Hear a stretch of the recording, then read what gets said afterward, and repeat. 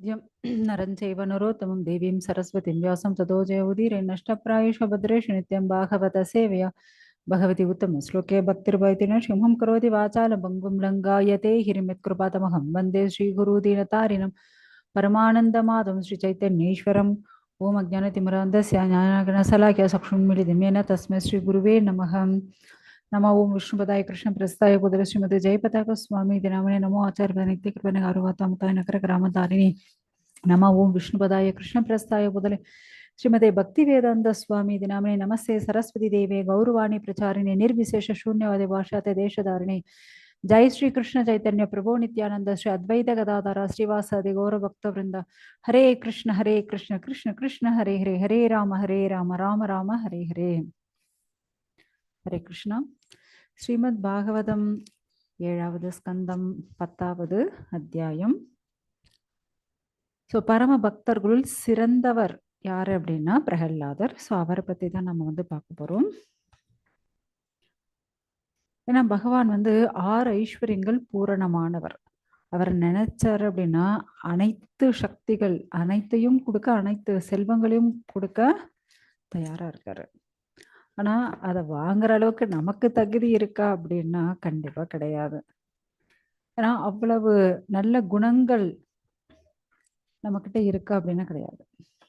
ஏன்னா ஏதாவது ஒரு சக்தி நமக்கு கொஞ்சம் அதிகமா இருந்தா, இப்ப பாருங்க, நிறைய படிச்சிருந்தா அவங்களுக்கு அதற்கான அகங்காரம் இருக்கும். நிறைய செல்வம் இருந்தா அதற்கான அகங்காரம், புகழ் இருந்தா அதற்கான அகங்காரம், பலம் இருந்தா அதற்கான அகங்காரம், அழகு இருந்தா அதற்கான அகங்காரம். ஸோ இப்படி ஒவ்வொன்றுத்துக்கும் ஒவ்வொரு விதமான அகங்காரம் வந்துடும். ஆனா பகவான் 6 ஐஸ்வர்யங்கள் பூரணமாக கொண்டவர். ஐஸ்வர்யஸ்ய சமக்ரஸ்ய வீரியஸ்ய யசஸ்ரியா ஞான வைராக்யோ சைவ ஷண்ணாம்பக இதிங்கனாம். ஸோ பகவான் பலம், புகழ், செல்வம், அறிவு, அழகு, வைராக்கியம் அப்படின்ற இந்த 6 ஐஸ்வர்யங்களும் பூரணமாக கொண்டவர். நமக்கெல்லாம் ஜஸ்ட் கொஞ்சம் எக்ஸ்ட்ராவா, அவ்வளவுதான். நமக்குள்ள என்ன 1% அவ்வளவுதான் கொடுத்துருக்காங்க பகவான். கொஞ்சம் சில பேருக்கு 2% இருந்தாலே அதுவே கையில பிடிக்க முடியல.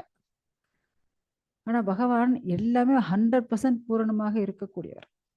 இப்போ நம்ம கேட்டோம் அப்படின்னா பகவான் கொடுக்கறது தயாரா இருக்காரு. ஆனா அதால நாம நல்லா இருப்போமான்னு கொஞ்சம் யோசிக்கணும். ஏன்னா அகங்காரம் தலைக்கேறி பிரச்சனை தான் அதிகமாகும். இப்ப பௌதிக ஆசைகள் எதுவுமே எனக்கு வேண்டாம் அப்படின்ற எண்ணம் யாருக்கு இருக்கு அப்படின்னா பிரகல்லாதருக்கு. ஏன்னா பகவானே உங்களுடைய பக்தி சேவை அதுவே எனக்கு போதும், உங்களுக்கு எப்பயுமே கைங்கரியம் பண்ணிட்டு இப்படி இருந்தாலே எங்களுக்கு போதும், ஸோ வேற எதுவும் எங்களுக்கு வேண்டாம் அப்படின்ட்டு எதற்காக அவர் சொல்றாருன்னு இதுதான் காரணம். இதுதான் ஸோ பகவான் சொல்றாரு, என் அருமை பிரகல்லாதா, உன்னை போல ஒரு பக்தனை நான் பார்த்ததே இல்லை. ஏன்னா இந்த உலகம் இல்லை, எந்த உலகத்திலுமே பார்த்ததில்லை. ஏன்னா நீ என்ன சொல்ற, இந்த லோகத்து ஐஸ்வர்யமோ எதுவுமே வேணாங்கிற. ஆனா எல்லாரும் இந்த லோகத்து ஐஸ்வர்யத்துக்காக தான் என்னை வேண்டுறாங்க, தவம் பண்றாங்க எல்லாமே. அப்ப நிறைய பேரை நீங்க பார்க்கலாம், மகாலட்சுமி பூஜை, அந்த பூஜை, இந்த பூஜை, எதோ எல்லாம் பண்ணிட்டு இருப்பா. காரணம் என்ன? ஸோ மகாலட்சுமி நம்ம வீட்டுல நிறைய வரணும், நிறைய இருக்கணும் அப்படின்னுட்டு. ஸோ இங்க நீங்க பாத்தீங்க அப்படின்னா இவர் எனக்கு எதுவுமே வேணாம், பௌதிக ஐஸ்வர்யம் எதுவுமே வேண்டாம், நீ அரசனா இருப்பா அப்படிங்கிறார் பகவான். எனக்கு எதுவுமே வேண்டாம் அப்படின்றாரு. ஸோ அரச பதவிய கூட வேண்டாம். எப்படியாப்பட்ட ஒரு பக்தர் பாருங்க. பகவான் நினைச்சாலும் இந்த மொத்த உலகத்தையே அவருக்கு எழுதி வைக்கவும் தயார். ஏன்னா நீங்க பாத்தீங்க அப்படின்னா துருவ மகாராஜ் எதற்காக தவம் செஞ்சாரு? ஸோ அவருடைய அப்பா தாத்தாவை கூட ஒரு பெரிய ராஜ்யம் தனக்கு வேணும் அப்படின்னுட்டு. அப்படியாப்பட்ட துருவ மகாராஜ் தன்னுடைய லோகத்தையே கொடுத்துட்டாரு. துருவ லோகமா எழுதி கொடுத்தாச்சு பகவான். ஸோ அப்படி அனைத்தையும் கொடுக்க பகவான் தயாரா இருக்காரு. ஆனா இங்க பிரகல்லாதர் எனக்கு எதுவுமே வேண்டாம் அப்படின்னுட்டு அவர் சொல்லிட்டு இருக்காரு. ஸோ பகவான் அதை தான் இப்ப சொல்லிட்டு இருக்காரு, உனக்கு தேவையில்லாம இருக்கலாம், ஆனா நீ இப்படி இருக்கணும்னு நான் ஆசைப்படுறேனே, நீ வந்து அனைத்து அரசர்களுக்கும் அரசனாக, அதாவது சக்கரவர்த்தியாக நீ இருக்கணும். இந்த மனுவுடைய காலம் முடியிற வரையும் நீ அசுரர்களோட சேர்ந்து சகல ஐஸ்வர்யங்களும் அனுபவிச்சுட்டு இரு. சக்கரவர்த்தியா இரு. ஏன்னா ஒவ்வொரு மனுவிற்கும் 71 சதுர்யுகங்கள் இருக்கு. ஸோ அந்த 71 சதுர்யுகம் முடியிற வரையும் நீ வந்து இவங்களோட இரு. அதுக்கப்புறம் நீ வந்து இந்திரனா வந்து பகவானுக்கு தெரியும் யார் யார் என்னென்ன பண்ணணும் அப்படின்னுட்டு. எல்லாமே பகவான் செஞ்சுடுவார். ஸோ இங்க வந்து தேவர்களா, இவங்க அசுரர்களா, மனிதர்களா, யக்ஷர்களா, ராட்சசர்களா, எதையும் பகவான் பார்க்க மாட்டாரு. அவருக்கு தேவை பக்தி தான். ஸோ அகாம சர்வ காமேவ மோக்ஷ காம உதாரதி தீவிரேன பக்தி யோகேன எஜேத புருஷம் பரம். நம்ம எந்த ஒரு ஆசையும் பகவான்கிட்ட கேட்க வேண்டிய அவசியமே கிடையாது. பகவானுக்கே தெரியும். நம்ம பாட்டி பகவானுக்கான கைங்கரியம் பண்ணிட்டு இருந்தாலே போதும். ஸோ ஓகே, என் குழந்தைக்கு இது தேவை அப்படின்ட்டு பகவானே செஞ்சிருவார். நீ வந்து இந்த உலகத்துல எந்த ஒரு கஷ்டம் இல்லாம நிம்மதியா இருக்கணும். ஏன்னா எதிரிகளே இல்லாத ஒரு ராஜ்யம், அப்படி ஒரு ராஜ்யம் பகவான் கொடுக்குறாரு. நீ ராஜாவா இருக்கும் நான் விருப்பப்படுறேன். ஏன்னா இப்ப நீங்க பாத்தீங்க அப்படின்னா குருக்ஷேத்திர யுத்தம் 18 நாள் யுத்தம் நடந்துச்சு. ஸோ மற்றவங்களுக்கெல்லாம் அந்த யுத்தம் நடக்கணுமா வேண்டாமா அப்படின்ற ஒரு டவுட் இருந்துச்சு. ஆனா பகவான் தீர்மானமா இருந்தாரு, கண்டிப்பா அந்த யுத்தம் நடந்தே ஆகணும். ஏன்னா யுதிஷ்டிரர் தர்மர் வந்து ராஜாவா இருக்கணும். ஏன்னா அவரால் தான் தர்மம் நிலைநாட்டப்படும் அப்படின்னு நினைச்சார். காரணம் என்ன? ஏன்னா துரியோதன் நல்ல ராஜாவா இருக்க மாட்டானா? ஏன்னா ஒரு மகாராணியா இருந்த திரௌபதிக்கே அந்த நிலை, அப்ப சாமானிய பெண்களுடைய நிலையை யோசிச்சு பாருங்க. அவ்வளவு பெரிய ராஜசபையில ஆயிரக்கணக்கான வெறும் ஆண்கள் மட்டும்தான் உட்கார்ந்துட்டு இருக்கா. அந்த இடத்துல ஒரு திரௌபதி மகாராணியா இருந்த ஒரு பெண் மாதவிடாய் காலத்துல அந்த பெண்ணை துயில் உரிக்கிறாங்க. ஸோ ஒரு மகாராணி நிலையில இருக்கக்கூடிய ஒரு பெண்ணுக்கே இந்த அவல நிலை அப்படின்னா இவெல்லாம் எங்க இருந்து தர்மத்தை காப்பாத்த போறா, பெண்களை காப்பாத்த போறாங்க இல்லையா? ஸோ அதனால பகவான் தீர்மானம் பண்ணிட்டாரு, இவங்கெல்லாம் ராஜாவா இருக்கிறதே லாய்க்கே கிடையாது. திருதராஷ்டிரன் ஆகட்டும், துரியோதனன் ஆகட்டும், அங்க இருந்த யாருமே லாய்க்கு இல்லை. பகவானுக்கு கோபம். பெண்களை அவமானப்படுத்தினால் பகவான் தாங்க மாட்டாரு. ஏன்னா அனைத்து ஜீவராசியும் பகவானுடைய குழந்தைகள் தானே. ஒரு பெண்ணுக்கு இவ்வளவு ஒரு மான பங்கம் ஏத்துப்பாரா? அதே போல இங்க பாருங்க, பிரகல்லாதன் ஒரு அசுர குழந்தையா இருந்தாலும் பகவானுடைய குழந்தை தான் ஆகணும். ஒரு பக்தன், அவனை எவ்வளவு சித்திரவதைப்படுத்துறது, எவ்வளவு கொடுமைகள் இல்லையா? ஸோ இப்படி இந்த ஜட உலகத்துல எந்த ஒரு பாதிப்பும் உனக்கு கிடையாது, எதிரிகளே கிடையாது. நீ வந்து சந்தோஷமா ராஜ்யம் பண்ணலாம், யாரும் உன்னை டிஸ்டர்பே பண்ண மாட்டாங்க. ஏன்னா இப்ப நம்ம உலகத்துல பாக்குறோம் எவ்வளவு யுத்தங்கள், எவ்வளவு போர் நடந்துட்டு இருக்கு, எவ்வளவு பிரச்சனைகள். போர் நடக்கிறதுனால பொருளாதாரத்துல எவ்வளவு கஷ்டங்கள் ஏற்படுது இல்லையா? இங்க பாருங்க, எந்த ஒரு பிரச்சனையும் இல்லை, பகவானே உத்தரவாதம் கொடுக்கிறாரு. ஏன்னா நான் கொடுக்குற இந்த ராஜ்யத்தை நீ அரசாட்சி பண்ணு அப்படின்னு சொல்லிட்டு இருக்காரு. உனக்கு அனைத்து பலத்தையும் நான் கொடுக்குறேன். ஏன் உனக்குள்ளேயே பரமாத்மா நான் தானேப்பா இருக்கேன். நான் இருக்கும்போது நீ எதுக்கு பயப்படுற?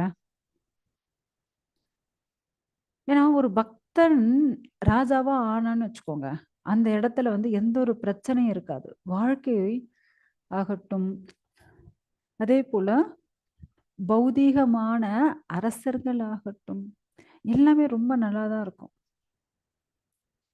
கொஞ்சம் யோசிச்சு பாருங்க. ஏன்னா 12 மகாஜனங்கள்ல ஒருத்தர் தான் யாரு? பீஷ்மர். அவர் திருமணம் செஞ்சு அவர்களுடைய குழந்தைகள் எல்லாம் ராஜாவா இருந்திருந்தால் எவ்வளவு நல்ல ராஜ்யம் அமைஞ்சிருக்கும்.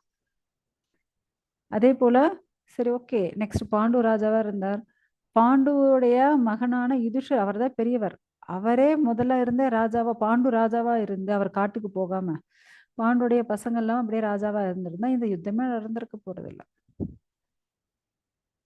ஸோ அந்த நாடே ரொம்ப நல்லா இருந்திருக்கும். என்ன பண்ண முடியும்? எல்லாம் பகவானுடைய விளையாட்டு. நம்ம ஒண்ணும் பண்ண முடியாது. ஏன்னா பௌதிகத்தில் இருக்கக்கூடிய மனிதர்களுடைய காம, குரோத, மோக, மதம், ஆச்சரியங்கள் அதெல்லாம் அவங்களால கட்டுப்படுத்த முடியல. பணம் கொஞ்சம் இருந்தா அதிக பேராசை, பலம் இருந்தா அது அதுக்கு மேல, அழகு இருந்தா அது அதுக்கு மேல, சொல்லவே முடியல. அவ்வளவு அகங்காரத்துல ஆடுறாங்க. இங்க பாருங்க, அனைத்து செல்வத்தையும் பகவான் கொடுக்குறேங்கிறார். ஸோ ஒரு பக்தரா இருக்கிறதுனால இவருக்கு எதன் மேலேயும் ஆசை இல்லை. கர்ம பலனை அனுபவிக்கணும்னு கூட அவர் நினைக்கல. இந்த பௌதிக செல்வம் எதுவுமே வேணாம், பகவானே உன்னுடைய சேவை தான். ஏன்னா அதுதானே நிரந்தரமானது, அதுவே போதுமே பகவானே. அவங்க கேட்கறது அதுதான். ஏன்னா இந்த கர்மகாண்ட ஆக்டிவிட்டிஸே எனக்கு வேண்டவே வேண்டாம். ஏன்னா நம்ம கர்மத்துல இருக்கும்போது என்ன ஆகுது அப்படின்னா, நம்ம புண்ணியங்கள் செய்யும்போது சொர்க்கம் போயே ஆகணும்.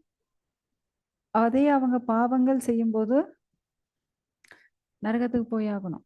ஸோ ஒன்று சொர்க்கத்துக்கு போகணும், இல்லை நரகத்துக்கு போகணும். அதனால கர்மகாண்ட ஆக்டிவிட்டிஸே எனக்கு வேண்டாம், என்னை விட்டுடுங்க. எதுலையுமே ஆர்வம் இல்லாம இருக்காரு அவரு. ஏன்னா அனுகூல்யன கிருஷ்ணானுசீலனம், பகவானுக்கான சேவையே போதும் அப்படின்னுட்டு. இப்ப பகவான் என்ன சொல்றாரு, என்னுடைய சேவையே இதுதான். நீ அனைவருக்கும் ராஜாவா நீ தான் இருக்கணும். ராஜாவா இருந்துட்டு என்ன செய்யணும் அப்படின்னா, அனைவருக்கும் இந்த பொக்கிஷத்தெல்லாம் விடு, செல்வத்தெல்லாம் விடு, பாவம் வருமா புண்ணியம் வருமா அதெல்லாம் விட்டுடு. ஸோ உன்னுடைய ராஜ காரியங்கள் பர்ஃபெக்டா நீ பண்ணு. ஏன்னா நீ ராஜாவா இருந்தா உன்னை ஃபாலோ பண்ணக்கூடியவர்கள் அனைவரும் பக்தர்களாக தான் மாறுவாங்க. ஏன்னா முன்னேற எப்படி போகுதோ பின்னேற அப்படித்தானே போகும். பின்னேற வேற வழியிலையா போகும்? கிடையாது. முன்னேற எப்படி போகுதோ அப்படிதான் போகும். என் அன்பிற்குரிய பிரகலாதனே, ஏன்னா இந்த உலகத்துல நீ வாழ்ந்து அனைத்து சந்தோஷத்தையும் அனுபவிக்கணும். நீ செல்வ செழிப்போடு சந்தோஷமா நீ வாழணும்.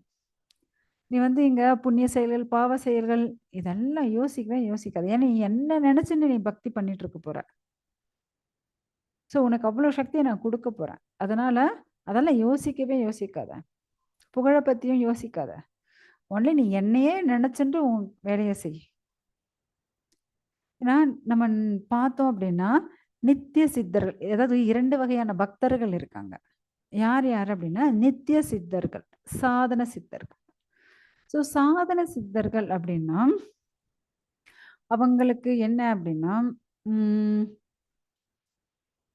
தேவையான விஷயங்கள் அதற்காக அவங்க இப்பதான் பிராக்டிஸ் பண்ணிட்டு இருக்காங்க. அதாவது பக்திக்கான சேவைகள். ஏன்னா இப்ப அவங்க பௌதீக வாழ்க்கையில தான் இருக்காங்க. ஸோ பௌதீக வாழ்க்கையில இருந்து இவங்க பக்தர்களா மாறணும். அதனால அவங்க கொஞ்சம் பௌதீகமாகவும் கொஞ்சம் அதாவது ஆசையெல்லாம் இருக்கக்கூடியவர்களாக இருப்பாங்க. ஸோ அதனால கொஞ்சம் கொஞ்சமா இப்பதான் பிராக்டிஸ் ஆகிட்டு இருக்காங்க.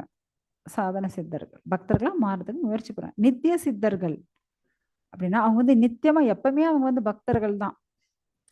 அவங்க பக்தியிலிருந்து விழவே மாட்டாங்க. ஆனா இந்த சாதன சித்தர்கள் பக்திக்கு போயிட்டு இருக்காங்க. போற வழியில சப்போஸ் விழுந்துடலாம். ஆனா இந்த நித்திய சித்தர்கள் விழவே மாட்டாங்க. எப்படிங்க விழுவாங்க? அவங்க தான் பக்தி பிராக்டிஸ் பண்றாங்கல்ல அப்படின்னு நீங்க கேள்வி கேட்கலாம். ஆனா இந்த உலகத்துல பதம் பதம் எத் விபதம், ஒவ்வொரு அடியிலும் நமக்கு என்ன இருக்கு? ரொம்ப பயங்கரமான விஷயங்கள். எந்த நேரத்துல எப்படி நம்மளுடைய மூடு மாறும், எப்படி நம்மளுடைய நிலைமை மாறும், எப்படி நம்மளுடைய அனைத்து விஷயங்களும் மாறும்னுட்டு நமக்கே தெரியாது. ஸோ அப்படியாப்பட்ட சூழ்நிலை. ஏன்னா இந்த உலகம் பௌதிகமானது இல்லையா, மாயை. துக்காலயம் அசாஸ்வதம், நிரந்தரம் இல்லாத உலகம். எப்படின்னாலும் ஒருத்தவங்களுடைய வாழ்க்கை மாறும். ஸோ அதனால நித்திய சித்தர் பகவான் அதான் சொன்ன, நீ நித்திய சித்தா, நீ பக்தியிலிருந்து விழவே மாட்டப்பா அப்படின்ட்டு பகவான் சொல்றார். ஸோ அதே போல உன்னுடைய செயல்கள் அனைத்தும் அவ்வளவு சிரேஷ்டமா இருக்கக்கூடியது. நீ ஏன்னா உன்னுடைய ஹிருதயத்துல என்னதான் வச்சுட்டு இருக்க, உனக்குன்னு வேற எதுவுமே கிடையாது, ஆசா பாசம் எதுவுமே இல்லை. ஸோ அப்படி இருக்கிறதுனால உனக்கு எந்த ஒரு கர்மாவும் வரவே வராது. ஏன்னா நீ எந்த செயல் செஞ்சாலும் நீ வந்து சொர்க்கமும் போக மாட்ட. சரி, நீ பாவ செயல்கள் செய்ய போறதும் இல்ல. அதனால நீ வந்து பயப்படவே பயப்படாத. உனக்கு எந்த ஒரு கஷ்டமும் வராது அப்படின்னுட்டு நரசிம்மரே சொல்லிட்டு இருக்காரு. ஏன்னா இந்த உலகத்துல எல்லாருமே நீங்க பாத்தீங்க அப்படின்னா பகவத்கீதையில அர்ஜுனனும் இதற்கு தான் பயப்படுவாரு. ஐயோ நான் வந்து இவங்களெல்லாம் கொன்னுட்டேன் அப்படின்னா எனக்கு பாவம் வந்துடுமே. ஏன்னா இப்ப அந்த போர்ல யாரு வந்திருக்காங்க? ஆண்கள் எல்லாம் வந்திருக்காங்க. இப்ப ஆண்கள் எல்லாம் இறந்துட்டாங்க அப்படின்ற பட்சத்துல அவங்களுடைய மனைவிகள், அவங்களுடைய குழந்தைகளை யார் பாத்துக்கிறது? ஸோ அப்ப அவங்களுடைய வாழ்க்கையெல்லாம் நாசமா போயிடுமே. அதனால நான் வந்து இவங்கள வந்து கொல்ல மாட்டேன் அப்படின்ட்டு அர்ஜுனன் சொல்வாரு. ஸோ இங்க வந்து பகவான் நரசிம்மர் பிரகல்லாதனுக்கு தான் சொல்லிட்டு இருக்காரு. நீ எந்த செயல் செஞ்சாலும் அதெல்லாம் நல்லதா தான் நடக்கும். அதனால கவலையே படாத. ஸோ நமக்கு வந்து இந்த பௌதீக உலகத்துல இந்த பற்றுதல், பயம், கோபம். ஸோ இது 3ஆல தான் நம்ம வந்து பந்தப்பட்டிருக்கோம்.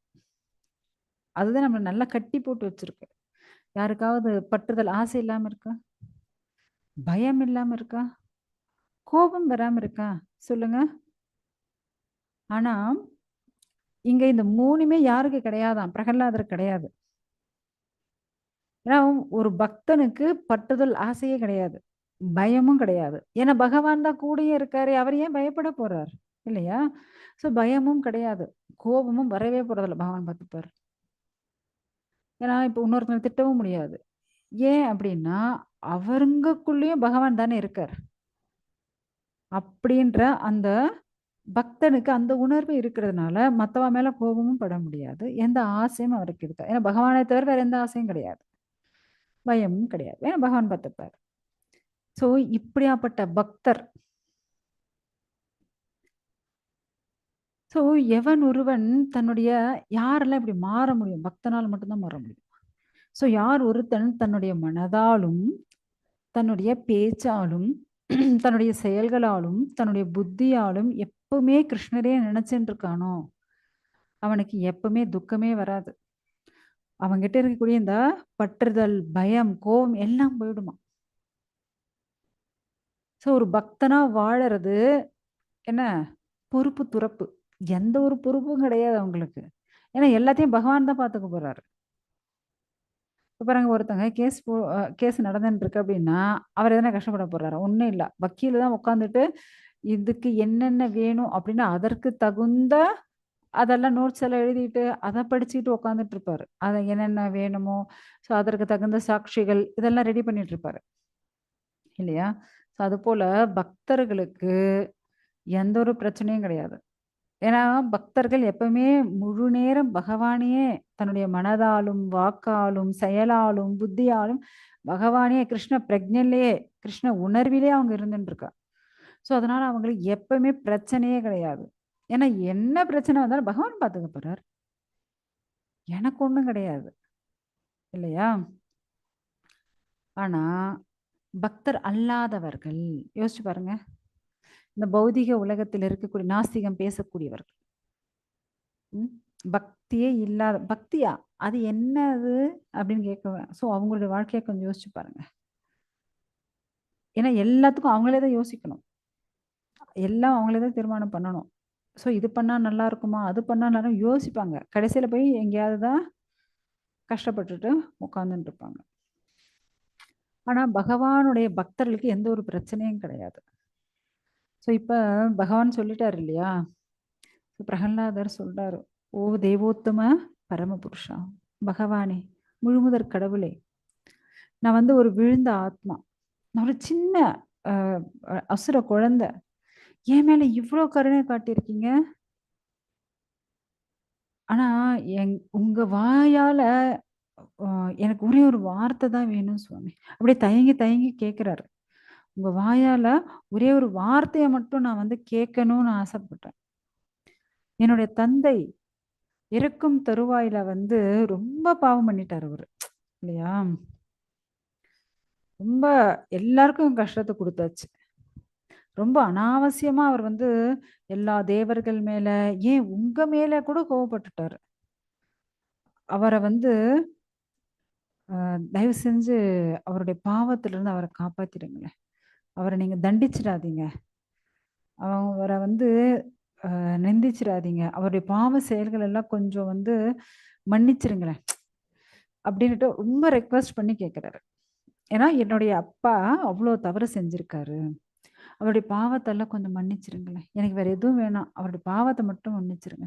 ஏன்னா நிறைய பாவம் பண்ணிட்டாரு இல்லையா? அதனால அந்த குழந்தை வந்து பகவான் கிட்ட கேட்குறாரு. ஸோ பகவான் சொல்றாரு, நீ வந்து ரொம்ப புனிதமானவன்பா. பரம பக்தன் நீ. நீ வந்து உனக்காக எதுவுமே கேட்கல. உன்னுடைய தந்தை, உன்னுடைய அப்பா செஞ்ச அந்த செயல நினைச்சு நீ இவ்ளோ வருத்தப்படுற. ஸோ நீ ஒரே ஒரு பக்தன். இந்த ஒரு குடும்பத்தை ஒரு பரம்பரையில ஒரு பக்தன் இருந்தான் அப்படின்னா அவனுடைய 21 தலைமுறைக்கும் மோட்சம். நீ அவ்வளவு ஒரு சிறந்த பக்தனாக இருக்க. அதனால நீ வந்து கவலையே படாத. உங்க அப்பாவுக்கும் உன்னால உன் ஒருவனால் உன்னுடைய மொத்த பரம்பரை 21 தலைமுறை எல்லாருக்கும் நான் வந்து மோட்சத்தை கொடுப்பேன். எல்லாருமே புனிதம் அடைவார்கள். நீ பயப்படாத அப்படின்னுட்டு பகவான் வந்து இங்க சொல்றாரு. ஸோ எங்கெல்லாம் எப்போதெல்லாம் அமைதி இல்லாம கஷ்டப்படுறாங்களோ அப்பெல்லாம் நான் வந்து அவதாரம் எடுப்பேன். ஸோ நீ எப்பவுமே எப்படி இருக்க? ரொம்ப சமமான மனநிலையில இருக்க. ரொம்ப நன்னடத்தையோட இருக்க. நல்ல குணங்களோட இருக்க. முக்கியமா அனைத்து நல்ல குணங்களும் ஒரு பக்தனுக்கான அலங்காரம். ஸோ அந்த மொத்த குணங்களுடைய அலங்காரம் உங்ககிட்ட தான்ப்பா இருக்கு. நீ வந்து பக்தியிலிருந்து கீழே விழவே மாட்ட. நீ ரொம்ப ரொம்ப புனிதமானவன், சிறந்த பக்தன். ஏன்னா உனக்காக கேட்காம உன்னுடைய தந்தைக்காக கேட்கிறியே. ஓ பிரகல்லாதா, என்கிட்ட இவ்வளோ பக்தி வச்சிருக்கியே. நீ எவ்வளோ ஒரு நல்ல ஜீவாத்மா. நீ ஏன் உன்னை தாழ்ந்த ஜீவராசின்னு நினைச்சுக்கிற? நீ அப்படிலாம் கிடையாது. இந்த லோகத்துல இருக்கிற அனைவரும் என்னுடைய குழந்தைங்க தான். அப்படி இருக்கும்போது நீ வந்து உன்னையே நீ தாழ்த்திக்காத. நீ யாருக்கிட்டையும் பொறாமையே கொள்ளாம எவ்வளவு ஒரு நல்ல குழந்தையா இருக்க. இந்த உலகத்துல எல்லாரும் உன்னையே உதாரணம் காட்டணும். ஒரு தூய பக்தன் அப்படின்னா உன்னையே உதாரணம் காட்டணும். அவ்வளவு ஒரு சிறந்தவனாக நீ இருக்க. ஸோ ஒரு சிறந்த பக்தன் அப்படின்னா உன்னுடைய அடிச்சுவட்டுகளை பின்பற்ற வேண்டும் அப்படின்னுட்டு பகவானே சொல்றாரு. ஏன்னா 12 மகாஜனங்கள் இருக்காங்க இல்லையா? நான் சொல்லியிருக்கேன் 12 மகாஜனங்கள். யார் யாரு அப்படின்னா பிரம்மதேவர், நாரதர், சிவபெருமான், கபிலர், ஸ்வயம்புவ மனு அப்படின்னுட்டு, அதே போல பிரகல்லாதன், அப்புறம் வந்து ஜனகர், பீஷ்மர், பலி சக்கரவர்த்தி, யமதர்மராஜா. ஸோ இப்படி 12 மகாஜனங்கள் இருக்காங்க. அதுல பாருங்க பிரகல்லாதரும் இருக்கார் இல்லையா? ஸோ இப்படி 12 மகாஜனங்கள்ல ஒருத்தரான இந்த பிரகல்லாதன். ஏன்னா எல்லாருமே வந்து பிராமணர்களா, சத்திரியர் அப்படிலாம் கிடையாது. எல்லாருமே இருக்காங்க அதுல. பிராமணர்கள், சத்திரியர்கள், வைஷ்யர்கள், சூத்ரர் எல்லாரும் இருக்காங்க. ஸோ அப்படியாப்பட்டவர் பிரகல்லாதர். பாருங்க பகவானே அவ்வளவு ஒரு ஆசீர்வாதம் கொடுக்கிறார். இப்ப பகவான் வந்து அந்த குழந்தைக்கு ஆசுவாசப்படுத்துறார். குழந்தை நீ வந்து பயப்படாத. ஏன்னா எப்ப நான் வந்து உங்க அப்பாவுடைய உடம்ப தொட்டனோ அப்பவே அவர் வந்து புனிதம் அடைஞ்சிட்டாரு. அவர் வந்து நரகத்துக்கெல்லாம் போக மாட்டாரு. ஏன்னா என்னால கொல்லப்பட்டாரு இல்ல, அவர் வந்து நரகத்துக்கு போக மாட்டார். அதே போல அவருடைய பாவம் எல்லாம் வந்து எப்ப நான் தொட்டனே அப்பவே அது வந்து நாசமா அதெல்லாம் அழிஞ்சு போயிடுச்சு. ஸோ அவர் வந்து எந்த ஒரு பிரச்சனையும் இல்லாம அவர் வந்து நிம்மதியா தான் இருப்பாரு. கவலைப்படாத அப்படின்னுட்டு பகவான் வந்து அந்த குழந்தை 5 வயசு தானே. ஸோ அதனால அந்த குழந்தைய வந்து ஆசுவாசப்படுத்துறார். நீ வந்து உங்க அப்பாவுடைய உடம்புக்கான ஈமை கிரியைகளை செஞ்சுற. ஸோ இப்ப வந்து உனக்கு இந்த பயம் எல்லாம் போயிடுச்சா? உங்க அப்பாவுக்கு எந்த ஒரு கஷ்டம் வராது. ஸோ அதனால அவருக்கான ஈமை கிரியைகள் நீ வந்து செய்ய. உன்னுடைய தந்தையுடைய ராஜ்யத்தை நீ வந்து பொறுப்பேற்றுக்கோ. நீ வந்து இந்த சிம்மாசனத்துல உட்காந்துக்கோ. ஏன்னா உங்ககிட்ட எந்த ஒரு பௌதிக கலங்கங்கள் கிடையாது. ஏன்னா நீ வந்து அவ்வளவு ஒரு மனதாலும் உடம்பாலும் அவ்வளவு சிறந்த ஆத்மா. நீ வந்து வேத பிரகாரம் பர்ஃபெக்டா நீ வந்து இதெல்லாம் ஃபாலோ பண்ணிட்டு ம்? உனக்கான கடமைகள், ஏன்னா ராஜானா ராஜாக்கான கடமைகள் இருக்கும் இல்லையா? ஸோ அப்படி அந்த ராஜா கடமைகளை நீ வந்து பர்ஃபெக்டா பண்ணு. ஏன்னா ராஜானா அனைத்து ஜீவராசிகளும் சமமா பார்க்கணும். ஏன்னா வெறும் மனிதர்கள் மட்டும் கிடையாது. ஸோ மிருகங்களையும், ஸோ அனைத்து ஜீவராசிகளையும் சமமாக பார்க்கணும். எதற்கு எந்த பிரச்சனைனாலும் ராஜா போய் தீர்த்து வைக்கணும். அப்படி நீ வந்து எல்லாருக்கும் சமமா பார்க்கக்கூடியவன். நீ வந்து அனைவரையும் நல்லா பார்த்துக்கோ அப்படின்ட்டு பகவான் வந்து சொல்றாரு. ஆனா பக்தனுக்கு பக்தனுக்கு என்ன கிடையாது? கடமைகள் கிடையாது. ஆனா இங்க ஒரு பக்தனான பிரகல்லாதனுக்கு மொத்த ராஜ்ய கடமையும் பகவான் கொடுத்தாச்சு. அது ஏன் பக்தனுக்கு கடமை கிடையாது அப்படின்னா, சோ பகவானுடைய தாமரை திருவடிகளை யாரு சரணடைந்த பக்தர்கள் இருக்காங்க இல்லையா, ரொம்ப சிரேஷ்டமான பக்தர்கள், அவங்களுக்கு நம்மளுடைய பித்ருக்களுக்கு, முன்னோர்களுக்கும், முனிவர்களுக்கு, மனித சமுதாயத்திற்கு, மற்ற ஜீவராசிகள் யாருக்கும் என்ன கிடையாதான் கடமை. ஏன்னா இது எல்லாம் நமக்கு வந்து பொறுப்பு இருக்கு. ஏன்னா முன்னோர்கள் நம்மளுடைய பித்ருக்கள். நம்ம வந்து இந்த அமாவாசை தர்ப்பணம் பண்றது, ஸோ இதெல்லாம் பண்ணிட்டு இருக்கோமா, பித்ருக்கர்மம் எல்லாம் பண்ணிட்டு இருக்கோம். ஸோ அது நமக்கு முக்கியம். அதே போல நம்மளுடைய முன்னோர்கள், பெற்றோர்கள், தாத்தா பாட்டி, அம்மா அப்பா இவங்களெல்லாம் பார்க்குறோம். ஆனா ஒரு பக்தனுக்கு அந்த கடமையும் கிடையாது. அதே போல முனிவர்கள், ரிஷிகள், அந்த கடமையும் யார் ஒரு குடும்பஸ்தன் பார்க்கணும். ஸோ ஒரு பக்தனுக்கு அதுவும் கிடையாது. மனித சமுதாயம், எனக்கு கூட இருக்கக்கூடிய மனித சமுதாயத்தை நம்ம வந்து என்ன பண்ணணும், முன்னேற்றணும். ஸோ அதுவும் ஒரு மனிதனுக்கான, சாமானிய மனிதனுக்கான கடமைகள். அதே போல் அனைத்து ஜீவராசிகளையும் பார்க்கணும். ஆனா ஒரு பக்தனா இருக்கக்கூடியவனுக்கு இந்த 4 கடமைகளுமே கிடையாதாம்.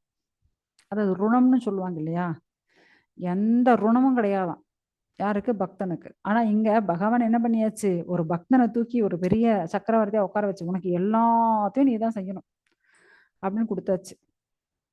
ஏன்னா ஒரு பக்தன் வந்து எல்லாரையும் சமமா பார்ப்பான், தரமாக ராஜ்யம் பண்ணுவாரு அப்படின்ற அந்த இதுல பகவான் வந்து உட்கார வச்சாச்சு. ஸோ இப்படி பிரகல்லாதன் பகவான் நரசிம்மருடைய உத்தரவு பிரகாரம் அவருடைய தந்தை இரண்யகசிபுவுடைய ஈமை கிரியைகள் எல்லாத்தையும் செய்யறார். செஞ்சு முடிச்சுட்டு அடுத்தது பிராமணர்களுக்கான வழிபாடுகள், இரண்யகசிபு ராஜ்யத்துல எல்லாத்தையும் பர்ஃபெக்டா பண்ணணும் இல்லையா? ஸோ எல்லாத்தையும் ஏன்னா சுத்தப்படுத்துறது அதெல்லாம் இருக்கு இல்லையா? ஸோ தந்தைக்கான அந்த காரியம் அதெல்லாம் முடிச்சதுக்கப்புறம் அதுக்கப்புறம் இவர் வந்து அரியாசனத்தில் வந்து உட்காந்துட்டுறாரு. ஸோ உட்காந்துட்டு சமுதாயத்தில் வந்து பிராமணர்கள், சத்திரியர்கள், வைஷ்யர்கள், சூத்திரர்கள், ஸோ அப்படின்னுட்டு எல்லாருக்கான கடமைகள் என்னென்ன அப்படின்னு பிரகல்லாதர் வந்து சொல்லியாச்சு. ஸோ உங்களுக்கான கடமை இதுங்க, நீங்கள் எதை செய்யணும், உங்களுக்கான கடமை இது, நீங்கள் எதை செய்யணும் அப்படின்ட்டு எல்லாருக்கான கடமைகள் அவர் வந்து சொல்லியாச்சு. ஸோ இப்படியான பகவான் கிளம்பியாச்சு. ஏன்னா அவருக்கு ஆசீர்வாதம் எல்லாம் பண்ணிட்டேன், அவர் பகவான் கிளம்பியாச்சு. இவரும் தன்னுடைய தந்தைக்கான இமைக்கிரைகள் காரியம் எல்லாம் முடிச்சுட்டோம். இவரும் வந்து ராஜா ஆயாச்சு. ராஜா ஆனதுக்கப்புறம் அனைத்து மக்களையும் கூப்பிட்டு எல்லாருக்கான கடமைகள் என்னென்ன அப்படின்ட்டு அவரும் அதையும் சொல்லியாச்சு. இப்படி தேவர்களுடைய பிரச்சனைகளாகட்டும், மனிதர்களுடைய பிரச்சனைகளாகட்டும், எந்த லோகத்து அகில லோகத்துல யாருக்கு என்ன பிரச்சனை ஆனாலும் சரி, எந்த ஜீவராசிக்கு பிரச்சனையாக இருந்தாலும் சரி, பகவான் என்ன பண்ணுவாரு, கண்டிப்பா அந்த பிரச்சனையை வந்து தீர்த்து மற்ற யாருக்கும் எந்த ஒரு கஷ்டமும் இல்லாம அவங்களை வந்து நல்லபடியா பார்த்துப்பாரு. அகம் சர்வஸ்ய பிரபுவோ மத்தக சர்வம் பிரவர்த்ததே இது மத்வா பஜந்தே மா புதா பாவசமன்விதः. ஏன்னா அனைத்து லோகங்களும், இந்த பௌதிக லோகம் கிடையாது, நாம இருக்கக்கூடிய இந்த பூமியில் மொத்தம் 14 லோகங்களாகட்டும், ஆன்மீக லோகங்களாகட்டும், அனைத்தையும் சிருஷ்டிச்சவர் யார் அப்படின்னா சாக்ஷாத் பகவான். ஏன்னா அவரே எல்லா காரணங்களுக்கும் மூல காரணமாக இருக்கக்கூடியவர். இந்த லோகத்துல இரணியகசிபு என்ன பண்ணியாச்சு அப்படின்னா, எல்லா தேவர்களுக்கான கடமையும் புடுங்கியாச்சு. பித்ருக்களுக்கான கடமையும் புடுங்கியாச்சு. யமனுடைய கடமையும் புடுங்கியாச்சு. ஸோ யாரையுமே ஏன்னா இப்ப ரிஷிகள்லாம் தவம் பண்ணுவா, யக்ஞம் பண்ணுவா இல்லையா? ஸோ எல்லாத்தையும் புடுங்கியாச்சு. யாருக்குமே எந்த வேலையும் கிடையாது. ஏன்னா இத்தனை காலம் எல்லாம் சும்மா தான் உட்காந்துட்டு இருந்தாங்க. இல்லையா? ஸோ எல்லாரும் போர் அடிச்சு போச்சு. ஏன்னா ஒண்ணும் இல்லங்க. ஒரு 10 நாள் எந்த வேலையும் செய்யாம அப்படியே உட்காருங்க அப்படின்னா எப்படி இருக்கும்? டிவி பார்க்காதீங்க, மொபைல் பார்க்காதீங்க, நியூஸ் பேப்பர் பார்க்காதீங்க அப்படின்னா பைத்தியம் பிடிச்சிரும். இல்லையா? ஸோ அதுபோல தான். யாருமே எந்த வேலையும் செய்ய விடாம, அப்படியே கட்டி போட்டு உட்கார வச்சிருந்தா எப்படி இருக்கும்?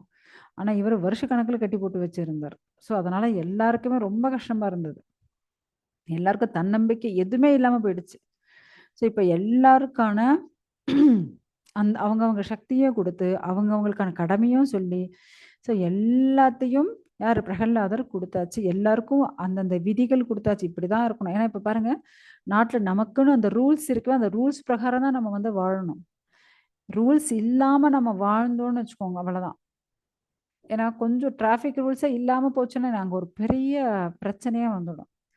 ஆ வண்டிகளோட வண்டி இடிச்சுண்டு ஆக்சிடென்ட் ஆகி இல்லையா? ஸோ அதே போல ஒவ்வொன்னுத்துக்கும் இப்ப டிராஃபிக் ரூல்ஸ் ஆகட்டும், civil law, criminal law, so it's many types of laws இருக்கு. இல்லையா? ஸோ இப்படி எல்லாத்துக்கான சட்டங்களையும் வகுத்து எல்லாத்தையும் குடுத்தாச்சு அவரு. இப்படிதான் இருக்கணுங்க அப்படின்னுட்டு. ஸோ எல்லாரும் அத வந்து பெர்ஃபெக்ட்டா ஃபாலோ பண்ணிட்டு இருந்தாங்க. ஏன்னா எல்லாரும் வந்து காலையில எழுந்திருச்சு பகவானுக்கான குளிச்சு முடிச்சு பகவானுக்கான பக்தி பண்ணிண்டு, ஸோ அவங்கவங்க கர்த்தவியமும் செஞ்சுண்டு, எல்லாரும் வந்து அப்படியே சந்தோஷமா பகவானுடைய பக்தியிலேயே இருந்திருக்காங்க. ஸோ இப்படி பக்தியிலே இருந்தால், அவங்களுடைய வாழ்க்கை என்ன ஆகும் அப்படின்னா, சோகம் போயிடுச்சு அவங்கள விட்டு. அப்புறம் மோகம் போயிடுச்சு. பயமும் போயிடுச்சு. என்ன 3 போயிடுச்சு?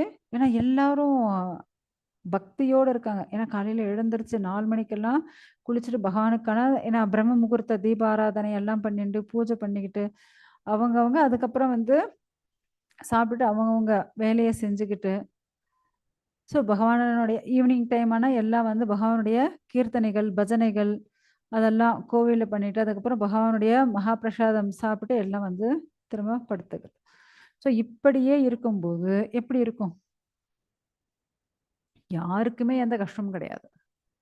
யாருக்கும் எந்த சோகமும் கிடையாது, எந்த பற்றுதலும் கிடையாது, எந்த பயமும் கிடையாது.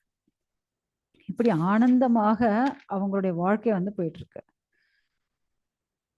ஸோ இப்படி பகவான் போம்போது என்ன சொல்லிட்டு போனார் தெரியுமா? பிரம்மதேவரை பார்த்து, பிரம்மா தயவு செஞ்சு இன்னொரு வாட்டி இப்படி ஒரு வரத்த மட்டும் குடுக்காதன்னு சொல்லிட்டு போயிருக்காரு. ஏன்னா இரண்யகசிபுக்கு எப்படி ஒரு வரத்த குடுத்து வச்சிருக்காரு இல்லையா? ஸோ அதனால பகவான் வந்து சொல்லிட்டே போயிட்டாரு. ஏன்னா என்னதான் பாம்புக்கு பால் வார்த்தாலும் அது வந்து ஆபத்து தான்.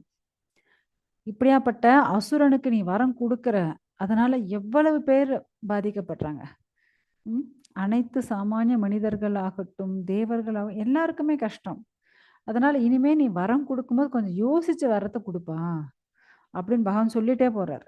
ஆனாலும் இந்த பிரம்மா ஆகட்டும், மற்ற தேவர்கள் கேட்கவே போறதில்ல. திரும்பவும் ஏதாவது வரத்த குடுத்துட்டு பகவான தான் இம்சையில வைக்க போறாங்க.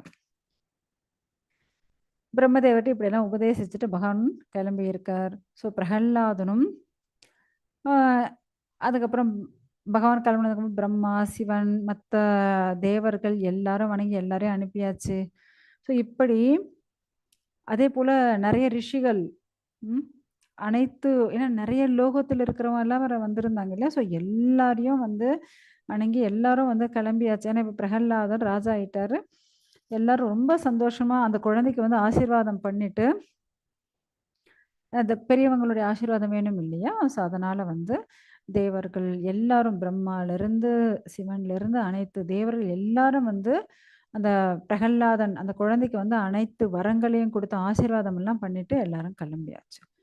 ஸோ இப்படி அந்த இரண்யாக்ஷன், இரண்யகசிபு இவங்க 2 பேர் யாருக்கு பிறந்தாங்க? திதி தேவிக்கு இல்லையா?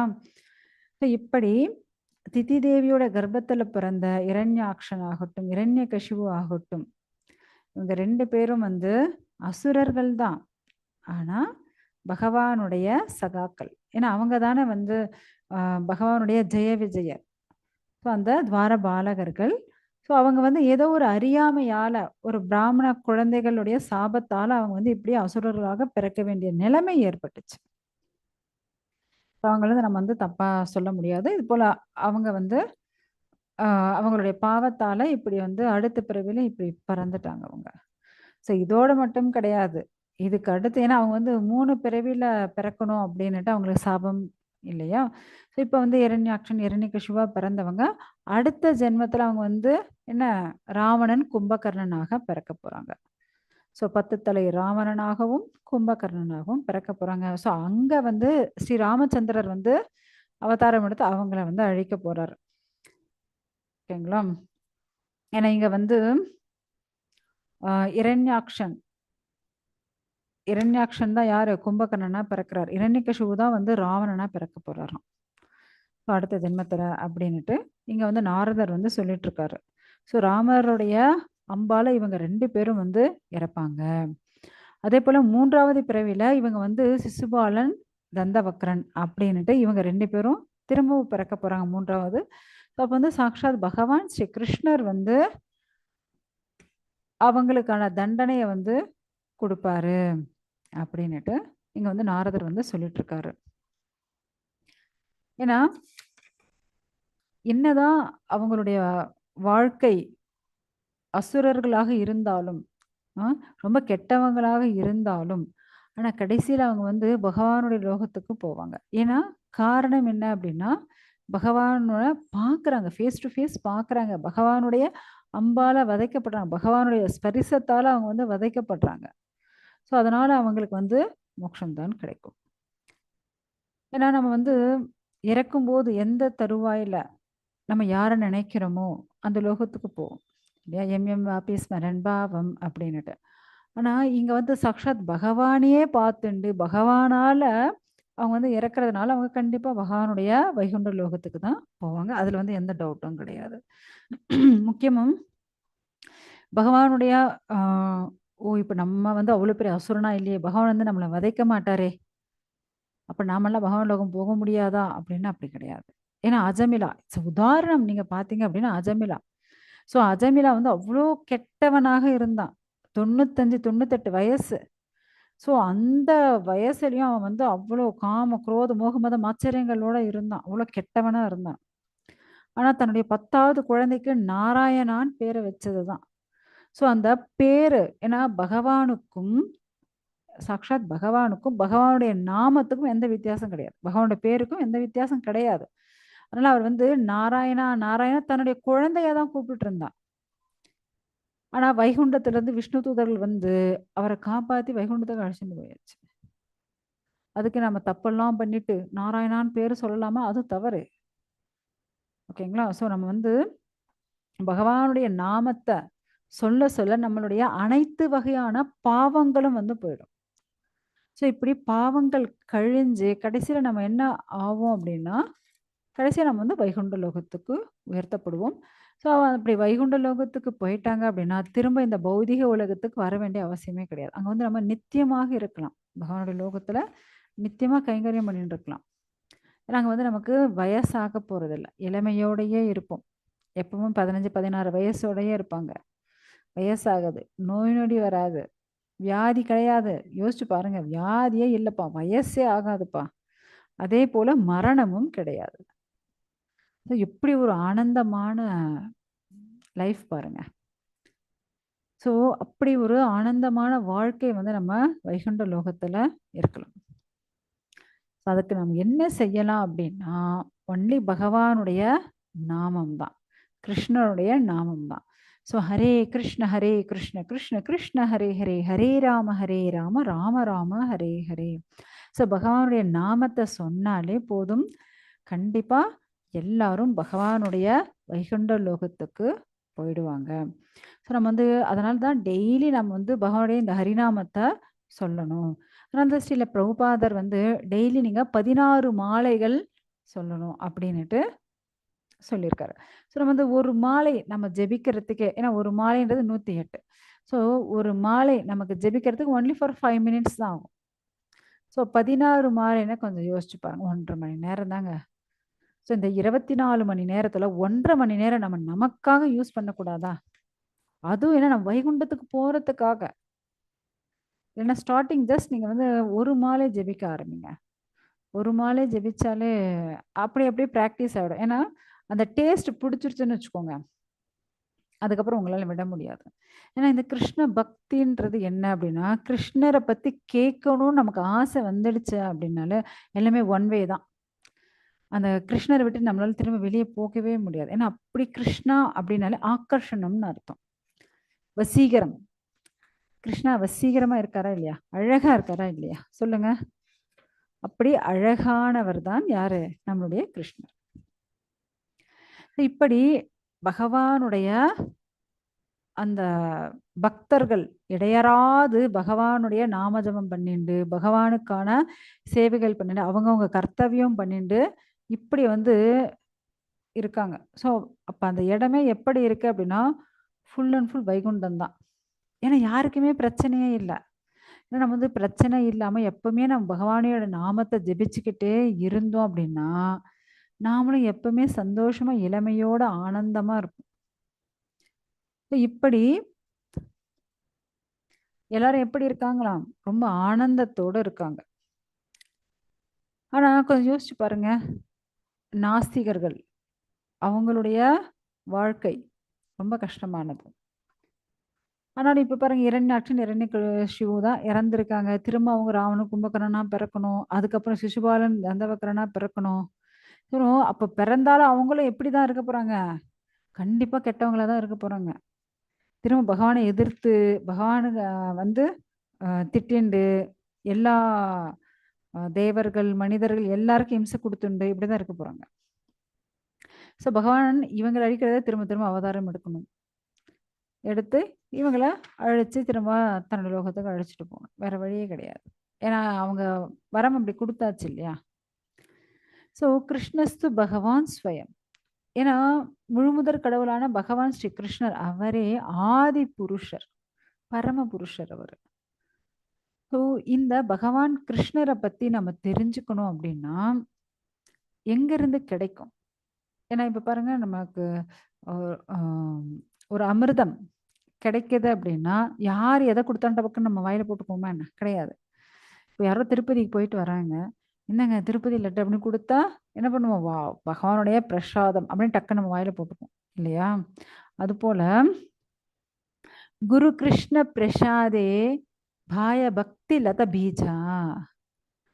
ஸோ இந்த கிருஷ்ண பிரசாதம் எது அப்படின்னா, இந்த பக்தின்ற அந்த பீஜை, அந்த பீஜை பகவானை பத்தி யாரெல்லாம் கேட்குறாங்களோ, கிருஷ்ணரை பத்தி யாரெல்லாம் இவ்வளோ நேரம், நரசிம்மரை பத்தி யாரெல்லாம் கேட்டாங்களோ, எல்லாருடைய ஹிருதயத்துல நான் வந்து அந்த விதைய போட்டுட்டேன்.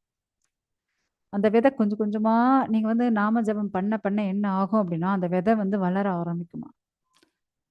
வளர்ந்து அந்த கொடி அப்படியே மேல போகும். அந்த கொடி மேல போய் எங்க, யாரை போய் தொடும் அப்படின்னா, கிருஷ்ணருடைய திருப்பாதத்தை தொடுமா. விதை நான் போட்டாச்சு. அந்த விதைக்கு தண்ணி விடுறது இப்ப உங்களுடைய பொறுப்பு. ஸோ நீங்க டெய்லி ஹரே கிருஷ்ண கிருஷ்ண கிருஷ்ண ஹரே ஹரே, ஹரே ராம ராம ராம ஹரே ஹரே. நீங்க இப்ப ஜெபிச்சிங்கன்னு வச்சுக்கோங்க இப்படி, உடனே அந்த விதை, அந்த பக்தி பீஜம் இருக்கு இல்லையா, அது வந்து அப்படியே வளர ஆரம்பிக்கும். ஸோ இவ்வளவு சிரேஷ்டமான இந்த பிரகல்லாதனுடைய சரித்திரம், பிரகல்லாதனுடைய இந்த குணநலங்கள், அவருடைய பக்தி தொண்டு, அவருடைய சேவைகள், அவருடைய ஞானம், அவருடைய இந்த பௌதீகத்தின் மேல அவருக்கான அந்த துறவு. ஏன்னா பௌதீகத்தின் பற்றுதல் கிடையாது இல்லையா?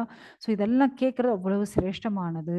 ஏன்னா முழுமுதற் கடவுளான அந்த பகவான் படைத்தல், காத்தல், அழித்தல் அப்படின்னு எல்லா காரணங்களுக்கும் காரணமானவர். ஸோ அப்படியாப்பட்ட பகவானை பிரகல்லாதர் எப்படியெல்லாம் ஸ்தோத்திரம் பண்ணார். ஏன்னா அவருடைய குணங்கள் அவ்வளவு சிரேஷ்டம். இங்க வந்து தேவர்களாகட்டும், அசுரர்கள் யார் மேல எந்த ஒரு வன்மமோ, கஷ்டமோ, குரோதம் எதுவுமே, பேராசை எதுவுமே கிடையாது. அப்படி எல்லாருமே வந்து பிரகல்லாதனை தூக்கி கொண்டாடுறாங்க. இப்படி ஒரு சிறந்த பக்தனா அப்படின்ட்டு எல்லாரும் வந்து பிரகல்லாதனை வந்து என்ன பண்றாங்களாம்? இப்படி தூக்கி கொண்டு, இப்படி ஒரு பக்தன் கிடையாது. பக்தன் அப்படின்னாலே பிரகல்லாதன். அதுதான் உதாரணம் பாருங்க. ஸோ இந்த ஸ்ரீமத் பாகவதம் அவ்வளவு சிரேஷ்டமானது. ஏன்னா இந்த ஸ்ரீமத் பாகவதத்துல பக்தர்களுடைய குணாதிசயங்கள், பக்தர்கள் எப்படி இருப்பாங்க, பக்தர்களுடைய குணநலங்கள் எப்படி இருக்கும், அவர்களுடைய செயல்பாடுகள் எப்படி இருக்கும் அப்படின்ட்டு அனைத்தையும் நம்ம எதுல தெரிஞ்சுக்க முடியும் அப்படின்னா ஸ்ரீமத் பாகவதத்துல. ஸோ ஸ்ரீமத் பாகவதம் யார் என்ன சொன்னாலும் கேட்டுக்கலாமா அப்படின்னா கிடையாது. ஏன்னா இந்த குரு சீட பரம்பரை மூலியமா வந்தவங்க கிட்ட இருந்து மட்டும்தான் இதை வந்து நம்ம தெரிஞ்சுக்கணும். ஏன்னா சில பேர் நீங்க பாத்தீங்க அப்படின்னா காசுக்காக பாகவதம் சொல்லுவா, அதெல்லாம் கேட்கக்கூடாது. ஓகேங்களா? அதாவது பாம்பு வாய் வச்ச பால் நல்லதா, பால் என்னவோ நல்லதுதான், அதை பாம்பு வாய் வச்சுதானே என்ன ஆகும், விஷமாயிடும் இல்லையா? ஸோ அது போல ஏன்னா அவங்க எல்லாம் வந்து பலனை எதிர்பார்த்து, அதை பணத்தை எதிர்பார்த்து ஸோ அவங்க வந்து பண்ணுவாங்க. அதை வந்து கேட்கக்கூடாது. நம்ம வந்து குரு சீட பரம்பரை மூலியமா வந்த பக்தர்கள் கிட்ட இருந்துதான் இந்த ஸ்ரீமத் பாகவதத்தை கேட்கணும். ஏன்னா இது வந்து அமல புராணம், அவ்வளவு சிரேஷ்டமானது. அடுத்தது என்ன அப்படின்னா, ஏன்னா ஒரு பக்தர்களால மட்டும்தான் பகவானை பத்தி சொல்ல முடியும். ஸோ பக்தர் அல்லாதவர்கள்கிட்ட இருந்து எப்படி நம்ம கேட்க முடியும் இல்லையா? ஸோ அப்படி ஏன்னா அவங்க ஹிருதயத்துல பகவான் இருக்கார், அதனால அதை அப்படியே அந்த பிரசாதமாக கொடுக்க முடியும். ஸோ முக்கியமா பாகவத தர்மம் என்ன அப்படின்னா, பகவானை பத்தி மற்றவாளுக்கும் சொல்லணும், அனைவருக்கும் பகவானை பத்தி சொல்றது. ஸோ பகவானுடைய அந்த பக்தியை மற்றவங்களுக்கும் கொடுக்கறது, இதுதான் ரொம்ப ரொம்ப சிரேஷ்டமானது. ஏன்னா இங்க பிரகல்லாதர் சொல்லியிருக்காரு இல்லையா, 9 விதமான பக்தி சேவைகள் செய்யணும் பகவானுக்குன்னு. என்னென்ன? ஸ்ரவணம், கீர்த்தனம், விஷ்ணு ஸ்மரணம், பாத சேவனம், அர்ச்சனம், வந்தனம், தாசியம், சாக்கியம், ஆத்ம நிவேதனம். ஸோ நம்ம ஏதாவது ஒண்ணு செய்யலாமே, பகவானை பத்தி கேட்கறது, பகவானுடைய நாம ஜபிக்கிறது, பிரகல்லாதனை போன எல்லா இடத்துலையும் பகவானை பார்க்கறது, பகவானே நினைச்சுட்டு இருக்கிறது, இதெல்லாம் ரொம்ப சுலபம் இல்லையா? ஸோ இப்படியாப்பட்ட பக்தியை செய்யறது ரொம்ப ரொம்ப சிரேஷ்டமானது. ஏன்னா அப்படி பக்தி செஞ்சோம் அப்படின்னா நாம இந்த பௌதிக பந்தத்திலிருந்து விடுபடுவோம்.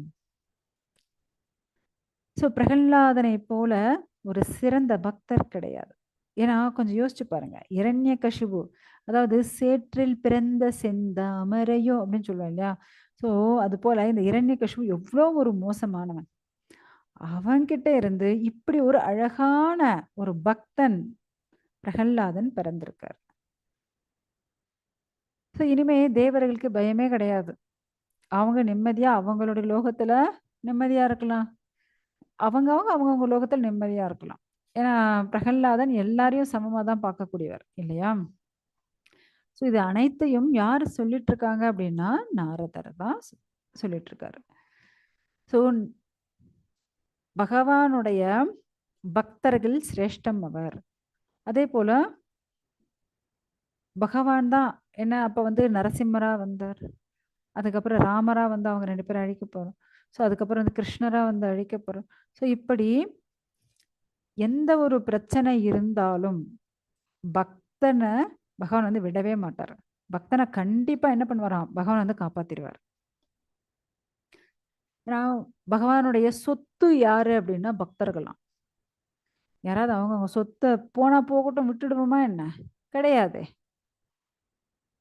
கண்டிப்பா ஐயோ இது என்னுடைய பேனா, இது என்னுடைய சொத்து, இது என்னுடைய வண்டி, இது என்னுடைய வீடு அப்படி நம்ம பார்த்துக்கிறோம் இல்லையா? ஸோ அது போல பகவான் தன்னுடைய பக்தர்கள் தான் பகவானுடைய சொத்து. ஸோ அதனால தன்னுடைய சொத்தை மட்டும் இழக்க மாட்டார், பத்திரமா பார்த்துக்குப்பாரு. ஓகேங்களா? அதனால பயப்படவே பயப்படாதீங்க. ஸோ இப்படி அனைத்து தேவர்கள் ரிஷிகள் எல்லாரும் ஏன்னா பகவானை பார்த்தாங்க, எல்லாரும் எவ்வளவு பாக்கியசாலிகள் பாருங்க. அதே போல பகவானுடைய பக்தர்களும் ரொம்ப ரொம்ப பாக்கியசாலிகள். ஏன்னா பகவானை புரிஞ்சுட்டு பகவானுக்கான பக்தி சேவையை செய்யறாங்க இல்லையா?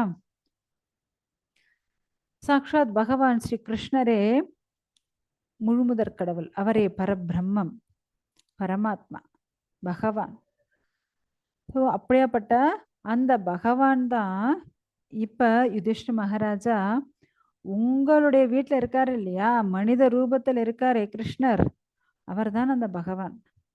ஏன்னா இங்க வந்து யுதிஷ்ட மகாராஜருடைய அந்த ராஜசூய யாகம், அந்த ஏன்னா ஸ்டார்டிங் அதுதான், ராஜசூய யாகம் நடக்குது. அந்த ராஜசூய யாகத்துல அந்த சிசுபாலன் பகவான் கிருஷ்ணரை பத்தி ரொம்ப தப்பு தப்பா பேசுறாரு, திட்டுறாங்க.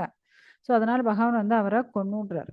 ஸோ ராஜசூய யாகம் முடிஞ்சதுக்கு அப்புறம் நாரதர் வந்து அவருக்கான உபதேசங்களா தான் இப்ப இது போயிட்டு இருக்கா. ஸோ இந்த சிசுபாலன் யார் தெரியுமா? இவன் தான் முதல்ல இரண்யாட்சன் இரண்யகசிபு, அவங்களே தான் ராவண கும்பகர்ணன், இப்ப அவனே தான் சிசுபாலன் தந்தவக்ரனா வந்திருக்காங்க. அதனால தான் பகவான் வந்து அழிச்சார் அப்படின்னுட்டு எல்லா காரணத்தையும் யார் சொல்லிட்டு இருக்கிறது? இங்க நாரதர் தான் சொல்லிட்டு இருக்காரு அந்த சபையில. ஸோ எல்லாரும் கேட்டுட்டு இருக்காங்க. இந்த அனைத்தையும் நாரதர் சொன்ன இந்த அனைத்து விஷயங்களும் கேட்டுட்டு இருக்காங்க. ஸோ நீங்க வந்து கிருஷ்ணர் என்ன உங்களுடைய ரொம்ப பிரியமான நண்பர் நினைக்கிறீங்க, ஆனா அவர் சாக்ஷாத் பகவான். அவர் உங்களுக்கு உறவினர் நினைக்கிறீங்க, அவரே முழுமுதற் கடவுள் அவர். ஸோ உங்களுடைய உயிராகவும் உடலாகவும் அவரை வந்து அப்படி வணங்குறீங்க. ஸோ முக்கியமா நானே சொல்றேன், இவர்தான் முழுமுதற் கடவுள் அப்படின்னுட்டு இங்க வந்து நாரதர் வந்து சொல்லிட்டு இருக்காரு.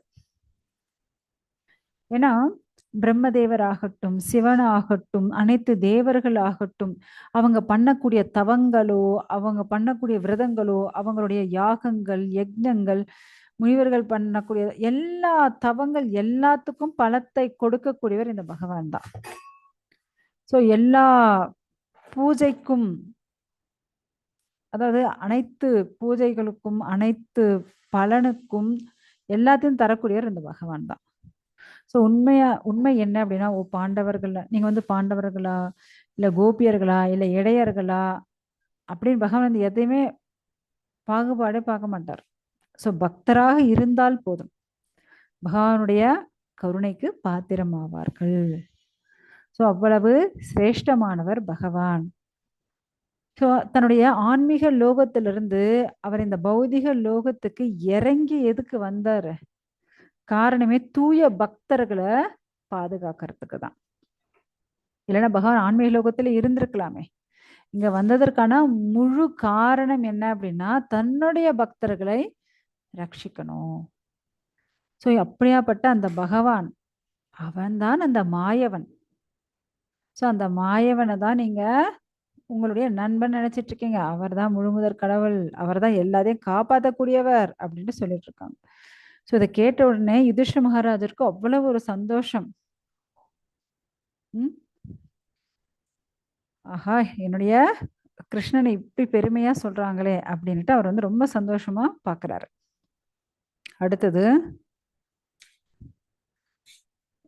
அடுத்து ஒண்ணு சொல்லட்டுமா? அதாவது மயதானவன். ஸோ இந்த மயதானவனை பத்தி நான் சொல்ல போறேன்.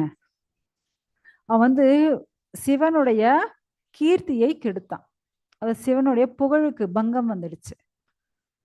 ஸோ அதை பத்தி நான் இப்ப வந்து சொல்ல போறேன். ஏன்னா சிவனுக்கான, ஏன்னா இப்ப சிவனுக்கு ஒரு கஷ்டம் அப்படின்னா அவரும் என்ன பண்ணுவார் இல்லையா? ஸோ அப்பவும் வந்து இவர் தான் போய் காப்பாத்துறாரு. ஸோ அந்த மயதானவனை பத்தி நம்ம பார்க்கலாம் அப்படின்னுட்டு அவர் வந்து ஸ்டார்ட் பண்றார். ஸோ இந்த மயதானவனை பத்தி நம்ம வந்து அடுத்த கிளாஸ்ல பார்க்கலாம். ஹரே கிருஷ்ணா. ஏதாவது கேள்விகள் இருந்தால் கேட்கலாம்.